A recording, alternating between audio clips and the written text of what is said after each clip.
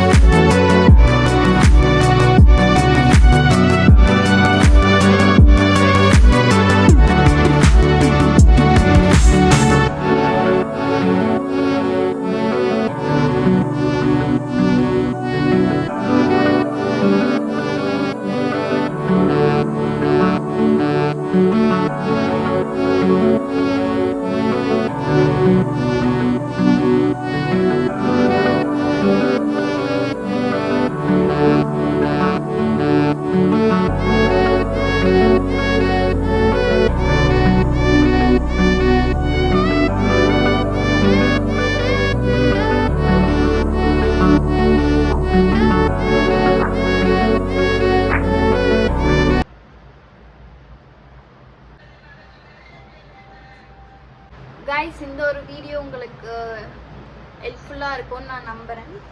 So இந்த hair pack வந்து நீங்கள் 1 டைம் யூஸ் பண்ணிவிட்டு ரிசல்ட் கிடைக்குமான்னு கேட்டால் கிடைக்காது. நான் 1 இயராக வந்து யூஸ் பண்ணிகிட்டு இருக்கேன். எனக்கு வந்து ஹேர் ஃபாலுக்கு ஒரு பெஸ்ட்டு சொல்யூஷனாக வந்து இது இருக்குது. என்ன தான் ப்ராடக்ட் யூஸ் பண்ணாலுமே சம்டைம்ஸ் வந்து அந்த ப்ராடக்ட் காலியாக ஆகிடுச்சு. திடீர்னு ஆர்டர் போடுறதுக்குள்ளே வந்து நம்ம ஒரு ஹேர் பேக் வந்து யூஸ் பண்ணணும், வீட்டில் இருக்க இன்க்ரீடியன்ஸை வச்சு ஒரு ஹேர் பேக் யூஸ் பண்ணணும் அப்படின்னா இந்த ஒரு ஃப்ளாக்ஸ் சீடோட ஹேர் பேக் வந்து பெஸ்ட்டுன்னு நான் சொல்லுவேன். முடி வந்து நெக்ஸ்ட் ஹேர் வாஷ் வரைக்குமே வந்து உங்களுக்கு அந்த ஒரு சாஃப்ட்னஸ் வந்து இருந்துகிட்டே தான் இருக்கும்.